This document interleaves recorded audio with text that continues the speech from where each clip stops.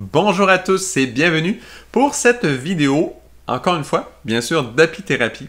Donc l'apithérapie, il y a beaucoup de façons de comprendre l'apithérapie.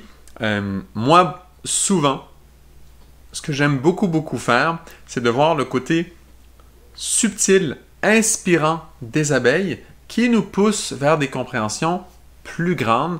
Et cette fois-ci, nous porterons notre regard sur le vol nuptial des reines, de la reine en fait dans une ruche.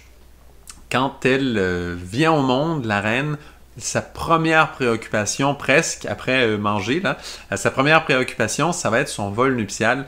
Et c'est un moment très particulier. Et de ça, on peut apprendre beaucoup de choses pour soi-même dans notre vie. Et on le sait que plus on est capable de lire des pages moi j'appelle ça de la nature vivante, de plus on est capable de décrypter des inspirations qui nous viennent en exemple de la nature, plus ça a un côté sur nous, mais vraiment thérapeutique en fait, parce que ça nous éduque, ça place des choses en nous, ça vient placer des notions, et ça vient corriger toutes sortes de choses qui se passent dans nos vies, qui sont plus ou moins santé, et plus ou moins donc en harmonie. Et on sait qu'une maladie, c'est l'absence d'harmonie quelque part, que ce soit dans un organe ou vraiment dans nos dynamiques de vie. Eh bien voilà. Donc ça, c'est pour aujourd'hui le sujet du jour. Donc allons-y. Alors, la reine, elle vient au monde souvent, quand il y a une nouvelle reine qui est créée, naturellement en tous les cas, c'est quand il y a une ruche qui est suffisamment forte, suffisamment grande, et qu'elle laisse suffisamment pour vouloir essaimer. Ce que ça veut dire, c'est que elle commence à être un peu à l'étroit dans son endroit de vie, où elle est gigantesque, mais souvent c'est relié vraiment à l'espace disponible. Donc il y a un certain espace disponible là où elle se trouve, et elle est très forte. La reine, elle, qui est actuellement là, qui est l'ancienne reine, si on veut, donc celle qui est déjà présente au début, elle, donc, pond des œufs, pond beaucoup d'œufs, et elle en pond tellement que la croissance de la ruche est très forte. Toutes les alvéoles dans lesquelles la reine pond les œufs vont être remplies, soit des œufs, soit des larves, soit de miel, soit de pollen, mais tout est rempli. Et là, la reine se dit, ça y est, nous avons rempli l'espace qui était disponible là où nous nous trouvons, et il est temps maintenant de créer finalement, de diviser la ruche en deux. Et ça ne va pas être physiquement qu'on va séparer la ruche en deux. C'est que bien sûr, elle va vouloir essaimer. Donc il va avoir une information qui va circuler par des phéromones dans la ruche, qui va comme donner l'information aux ouvrières, aux abeilles ouvrières, de former en fait de nouvelles reines. Et ce qui va se passer, c'est exactement ça. Les ouvrières vont en fait nourrir des œufs, donc des très jeunes larves en fait d'abeilles qui viennent tout juste d'être pondues. En 2-3 jours déjà, elles deviennent petites larves.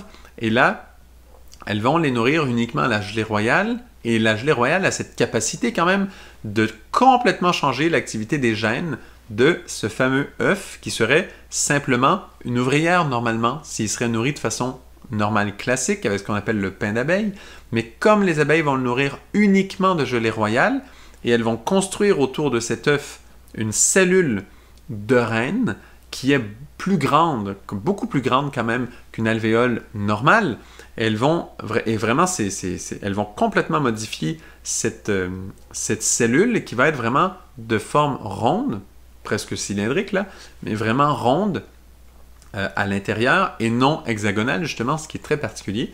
Et donc, voilà. Donc, ça va être cette cellule spéciale ronde, remplie de gelée royale. La larve, pareil, va se développer, mais va manger uniquement de la gelée royale et ça va activer des gènes. Et finalement, elle va devenir une reine. Dans sa métamorphose, dans son développement, cette larve va devenir une reine à cause qu'elle a mangé cette gelée royale qui active des gènes qui changent complètement. C'est presque un autre insecte, hein? C'est vraiment une grosse différence entre une ouvrière et une reine. Donc voilà, c'est très puissant l'action de cette fameuse gelée royale sur la fameuse larve femelle abeille. Donc voilà.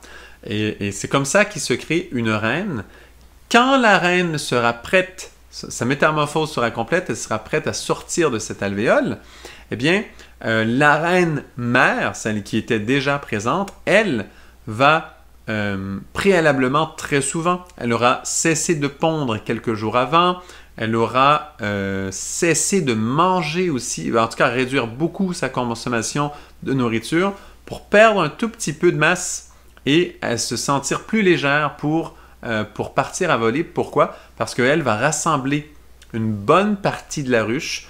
En termes d'ouvrières, là, il y en a beaucoup qui vont la suivre. Elle va les rassembler. Elle va partir. Là, il y a plein de petits détails à mettre. Hein. Il y en a qui vont aller vérifier avant, où aller, tout ça. Mais en gros, elle va partir avec ses abeilles et elle va aller fonder une nouvelle ruche ailleurs. Donc, celle qui part, c'est celle qui pondait déjà, voilà, qui est déjà active, tout ça. C'est plus facile pour elle d'aller fonder, créer une nouvelle ruche ailleurs. Donc, c'est ce qui se passe. Et donc, la nouvelle reine qui sort, elle, bon, bien sûr, il y en a d'autres. C'est très rare que les abeilles vont ne faire qu'une seule autre nouvelle reine. Souvent, elles vont en faire quelques-unes, simplement pour être certain qu'il y en ait minimum une qui vive, et que s'il y en a plusieurs qui vivent et qui sortent en même temps, eh bien, c'est la plus forte qui va gagner. Elles vont carrément se battre, et la plus forte va gagner. C'est elle qui va devenir la reine de cette ruche. Bon. Donc, ce qui est intéressant maintenant, c'est à partir de ce moment-là, quand on a cette reine qui vient tout juste de naître, et c'est elle maintenant qui est devenue la reine de la ruche. Les autres abeilles la reconnaissent comme telle, mais cette reine ne va pas encore jouer le rôle qui, en général, à travers la vie d'une reine, a son rôle le plus important, qui est d'être maman, donc de pondre les œufs. Et cette reine va devenir maman de toutes les nouvelles abeilles qui vont sortir. Il faut savoir qu'elle pond jusqu'à 2000 œufs par jour, parfois même un petit peu plus, en pleine saison. Et donc, ça, c'est son rôle le plus important à ce moment-là, quand elle vient tout juste de sortir, puis d'être acceptée comme la reine de la ruche. Eh bien, elle ne peut pas encore jouer ce rôle. Pourquoi? Parce qu'elle n'a pas été fécondée. Alors là, il faut savoir que les mâles abeilles qu'on appelle faux-bourdons, eux, leur rôle, à date, le seul rôle qui est vraiment officiellement reconnu scientifiquement, c'est de féconder la reine. Mais ce qui est très spécial, c'est qu'une reine abeille, vous le savez, vous avez sans doute déjà eu quelques réflexions sur le sujet, les abeilles sont, on dit comme ça souvent, que ce sont des êtres solaires. D'ailleurs, je ne sais pas si vous connaissez l'anthroposophie, mais Rudolf Steiner, qui était l'instigateur de la biodynamie, lui a aussi beaucoup parlé des abeilles, et c'est extrêmement intéressant ce qu'il dit à ce sujet. Et lui vraiment considère l'abeille comme un être solaire. Surtout la reine abeille, et ensuite, en ordre, surtout la reine abeille, ensuite les ouvrières et les faux-bourdons moins solaires, et ça se voit aussi même dans le comportement et dans l'ensemble. Donc, les faux-bourdons, le seul rôle reconnu scientifiquement qu'ils ont, c'est de féconder la reine. Et ils sont beaucoup moins actifs dans la ruche. C'est un monde presque qui se sent un peu perdu dans ce monde de la ruche. C'est moins leur monde, et effectivement, on peut voir à travers ça qu'ils sont beaucoup plus terrestres que solaires énergétiquement. Hein?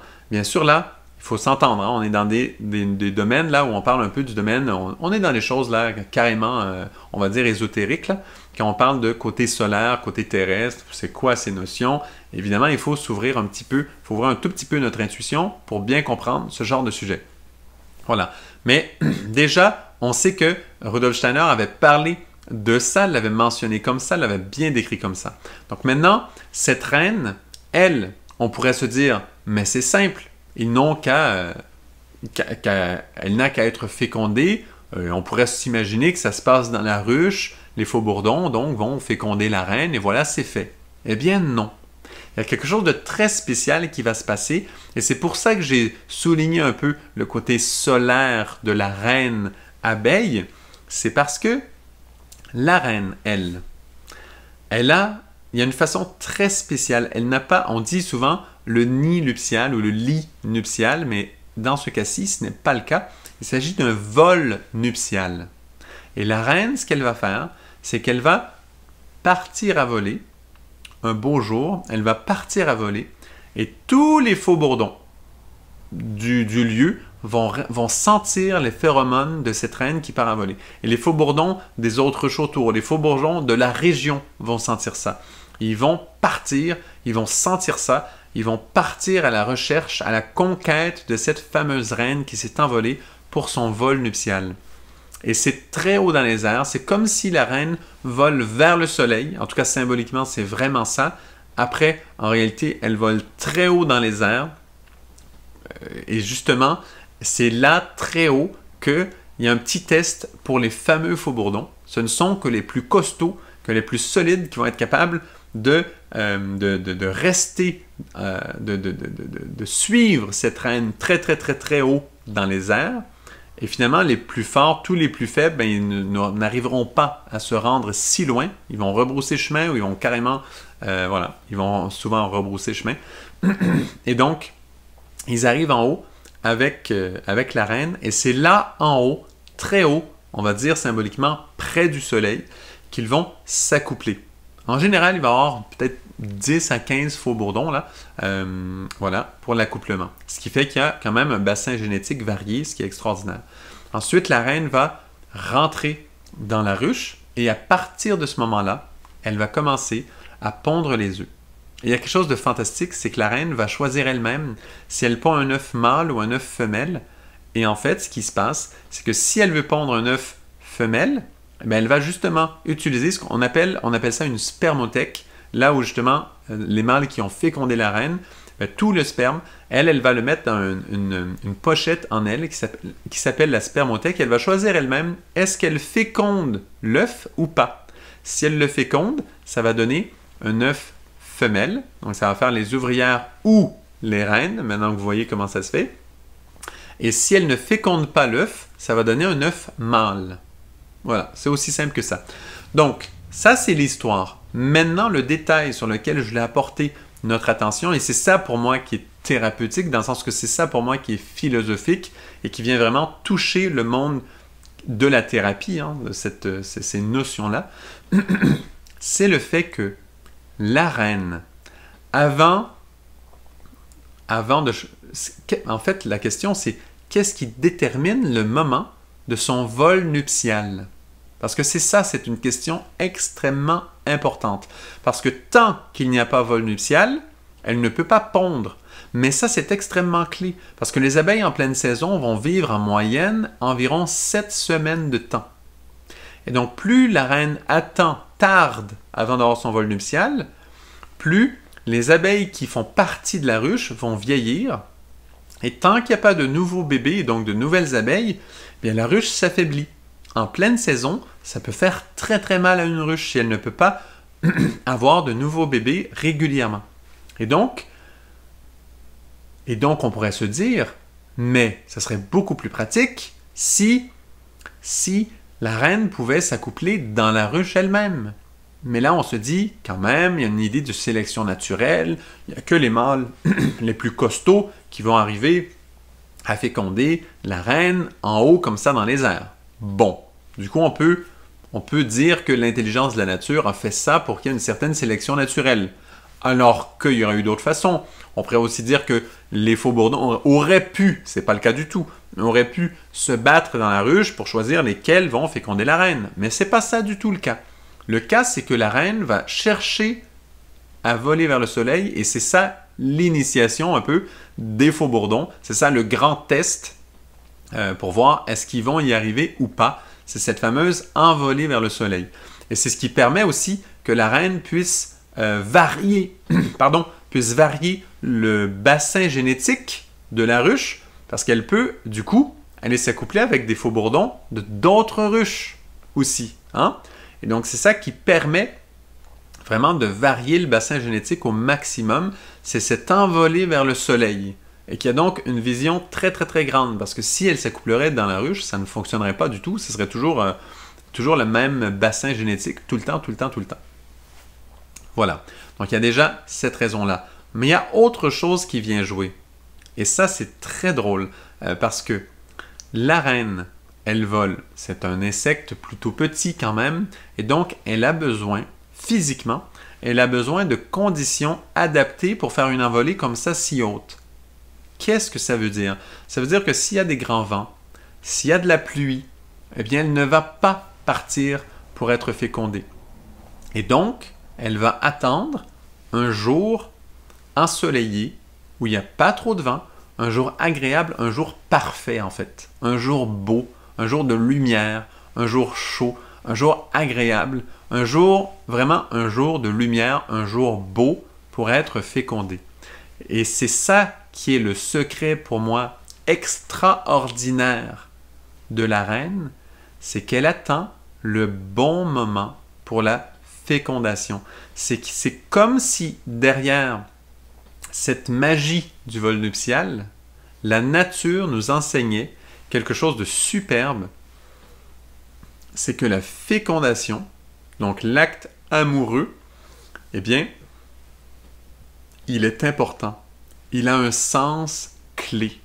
Et les conditions extérieures pour que cela arrive sont capitales. Ça, c'est super beau parce que au niveau de soi-même, hein, souvent on dit, hein, il y a quand même certaines notions qui sont connues que pendant la grossesse, hein, pendant toute cette période de gestation, eh bien, par exemple, la chose la plus connue, je pense la plus acceptée de tous, c'est la maman ne doit pas boire d'alcool. Bon, ça, tout le monde est à peu près d'accord là-dessus, hein, quand même. Faut faire monter quand même le niveau d'éthique le plus possible. Donc, il y a autre chose aussi. On va dire aussi, tout ce qui se passe pendant cette période-là de grossesse, de gestation, eh bien, va aussi marquer un petit peu l'enfant dans ce qu'on va appeler son projet sens. Hein? Peut-être vous avez entendu parler de ça, ou il y en a d'autres qui disent à la naissance, il est arrivé ça, donc ça a marqué l'enfant. Et il y a des clichés qui s'impriment en nous. Au niveau thérapeutique, souvent, on va travailler sur ces choses, sur ces notions. Alors, tout ça, c'est quand même inclus. Eh bien, tout comme la naissance est importante, ben, la fécondation aussi. Et c'est ça que nous enseigne justement le vol nuptial des abeilles. C'est que la reine, elle attend le jour parfait. Elle attend que les conditions soient parfaites, elles soient bonnes, qu'il y ait de la lumière, qu'il y ait de la chaleur, qu'il y ait tout ce qu'il faut pour aller vivre l'intensité de ce moment de fécondation exceptionnel. Et c'est ça qui est tellement beau, c'est de placer en nous cette notion que ce moment-là, il est clé, il est important. Il faut lui donner une place. Mais c'est cette subtilité du monde des abeilles, et je vous dis, hein, le monde des abeilles est rempli de leçons subtiles extrêmement avancées qui nous fait du bien en fait à apprendre. Vous vous rappelez quand j'avais décrit par exemple le côté de la nutrition des abeilles qui est extrêmement évolué et avancé, mais pareil pour ce côté-là, cette considération du moment de la fécondation, qu'il faut que ce soit un moment lumineux, beau, précieux, agréable, pas de violence, pas de grand vent, pas de pluie, pas d'émotions lourdes, tu vois, quelque chose de très beau, très lumineux. Voilà une des leçons que nous donnent les abeilles à travers le vol nuptial. Ce sont des notions qui sont subtiles, c'est une évidence. Là, je ne parle pas de l'application du miel sur les plaies, là, en ce moment du tout. On est loin de ce monde. Je sais que ce sont des notions très subtiles, mais c'est le but, en fait, de cette vidéo-là, que l'on puisse voir que chez le comportement des abeilles, il y a toutes sortes de leçons à les tirer, voilà, des choses à capter, à installer en nous, parce que finalement, on va se rendre compte, au niveau apithérapie, au niveau thérapeutique pour soi-même, quand on place ces notions harmonieuses, belles, magnifiques, eh bien, on marche vers la santé. On marche vers un monde en santé. On marche vers des notions de plus en plus belles, harmonieuses, et c'est formidable comme ça. Donc pour moi, c'est une notion d'apithérapie. Je le sais qu'elle est subtile. On ne va pas... voilà. Ben, c'est possible de soigner quand même des choses avec ça. Pour les thérapeutes qui vont toucher la psychosomatique, tout ça, évidemment que ça nous permet parfois, ce type de notion, vraiment d'aller soigner des choses même physiques.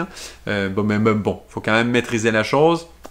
Tout ce que je voulais dire, c'est que c'est vraiment une ligne des abeilles qui nous amène dans un côté plus harmonieux. Voilà. Donc j'aurais envie de dire que c'est tout pour aujourd'hui. Il y aurait évidemment plein de choses à rajouter sur la reine. Il y a plein d'autres symboles après qui viennent par rapport au côté solaire. Juste, j'en donne un petit de plus comme ça. Et vous voyez quand la reine justement a eu cette fécondation en contact, en baignant dans la lumière du soleil, dans cet espace beau, pur, vraiment élevé, au-dessus de tous les tracas terrestres, là où vraiment elle est partie dans le ciel très élevé, toucher cette énergie, être fécondée dans cette intensité très belle et harmonieuse-là. Quand elle revient à la ruche, ensuite, toute sa vie, une grande partie de sa vie en tout cas, elle va pondre des œufs. Et symboliquement, quand il y a une alvéole, un contenant comme cylindrique, mais finalement c'est ce côté, mais c'est discutable, parfois c'est vraiment cylindrique, mais disons, quand elle va pondre dans ses alvéoles, eh bien elle va créer chaque fois, ça c'est juste pour souligner le côté solaire, en fait, si on regarde d'en haut, on voit que cette alvéole, c'est comme un hexagone, voire un cylindre, comme un cercle ou un hexagone, et elle va déposer un œuf vertical, c'est comme un petit grain de riz, mais qu'elle va déposer de façon verticale en plein milieu. Et chaque fois, ça vient créer le symbole du soleil. Si vous connaissez le symbole au niveau vraiment d'un glyphe là, du soleil, eh bien, c'est carrément un cercle avec un point au centre.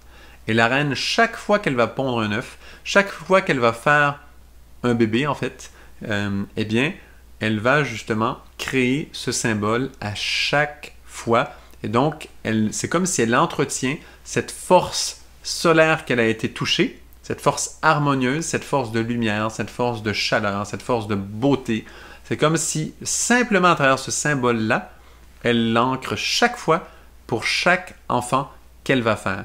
Et vous voyez le lien entre la fécondation et ensuite vraiment tout le cycle de l'enfant et les empreintes qu'on vient déposer dans l'enfant avec ce respect-là, de cette harmonie autour de notre vécu. Hein. C'est comme si on niait que vivre de la violence nous marque. Bien évidemment que ça nous marque. Et si on est en train de créer un enfant, ou ou si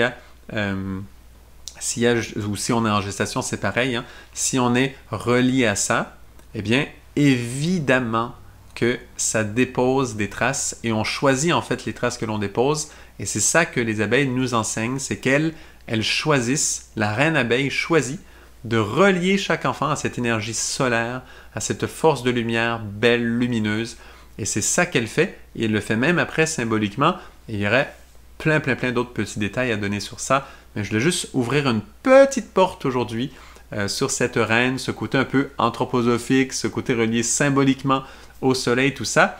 Et bien sûr, cet apprentissage de vraiment sentir que même dans la nature, c'est vécu, c'est véhiculé. Et la reine abeille le fait, de nous apprendre, de nous enseigner comment, à quel point ce que l'on vit autour de la fécondation, autour de la gestation, tout ça, s'imprègne en nous-mêmes, mais donc aussi dans l'enfant.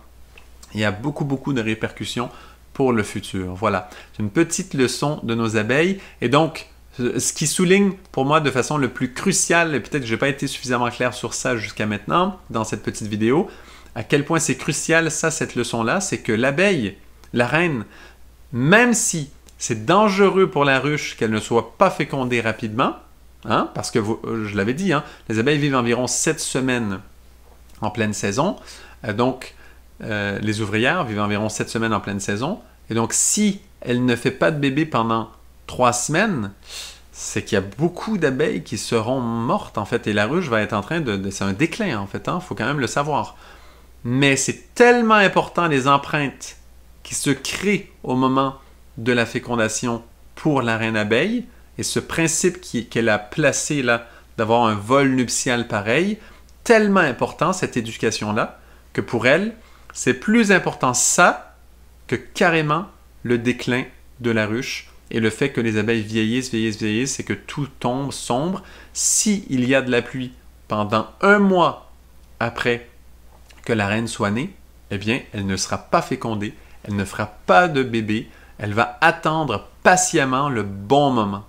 Et donc ça, je le dis parce que certaines personnes, des fois, poussent un peu les choses, ne sont pas trop patients dans ces notions un peu subtiles de qu'est-ce qui entoure la fécondation, la création de l'enfant, tout le côté subtil qui vient s'imprégner là, eh bien, beaucoup le mettent de côté et se disent, dans mon cycle à moi, dans ma vie à moi, c'est maintenant qu'il faut que ça arrive. Et voilà, le côté subtil, ça va s'adapter. Le plus important, c'est la matière. C'est vrai que le côté subtil va s'adapter parce qu'il est tellement formidable et souple et magnifique et lumineux.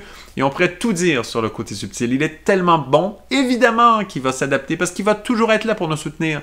Donc, d'une certaine façon, c'est vrai. Cependant, si on est capable de placer à la première place ce côté subtil et qu'on va être capable de choisir, de se dire non, le plus important, ce sont les bonnes conditions, eh bien on dit oui au ciel et à cette harmonie en fait. C'est comme si on signe avec l'harmonie et que finalement le chemin de de vie que ça vient imprégner après sur les enfants, sur soi-même aussi en tant que parent, eh bien ça vient se placer et voilà. On est accompagné de façon presque officielle parce que c'est notre propre volonté qu'on a choisi ça de le mettre en premier et ça y est, on entre sur ce chemin solaire, on va dire, entre guillemets, voilà. Et donc, voilà, c'est super beau. Donc, c'était juste pour dire que la reine abeille, pour elle, c'est plus important ça que, je dirais presque la survie de la ruche, hein, en passant. La survie matérielle de la ruche. Parce qu'elle peut attendre très longtemps. Et je l'ai déjà vu, hein. En tant qu'apiculteur, moi, une fois, ça avait pris 3 semaines et demie avant que la reine soit fécondée parce qu'il y avait des vents tout le temps, des grands vents ou de la pluie et tout ça. Et ça a été hyper long, j'en revenais pas. Et de voir, de témoigner de à quel point c'est clé qu'il y a ces conditions-là, je trouvais ça simplement formidable. Moi, je me disais après une semaine, je me disais, mais attends, mais elle va bien quand même, il y a un petit moment d'éclaircie, là, elle va bien profiter de ce moment parce que c'est clé. La reine, la ruche est en plein déclin en fait. Et donc moi voilà. Mais donc j'ai pu témoigner une fois, hein, ça a été très net et très clair à quel point pour l'intelligence de la nature qui s'est placée sur les abeilles, voilà, a imprégné ce principe chez la reine abeille de façon indélébile et c'est extrêmement puissant. Voilà, une petite notion à laquelle se relier avec le monde des abeilles et cette fameuse apithérapie. Donc, merci beaucoup. Évidemment, si vous pouvez liker, partager, commenter, abonnez-vous. C'est une jeune chaîne, hein, je sais, il n'y a pas encore beaucoup de personnes qui regardent et donc tout soutien est vraiment bienvenu. Si vous connaissez des gens intéressés par ces choses-là, allez-y abondamment, partagez. Merci d'aider et d'encourager ce beau travail d'apithérapie. Pour moi, c'est un grand engagement. Donc, ça me fait vraiment plaisir. Merci bien et à une prochaine pour une autre vidéo d'apithérapie.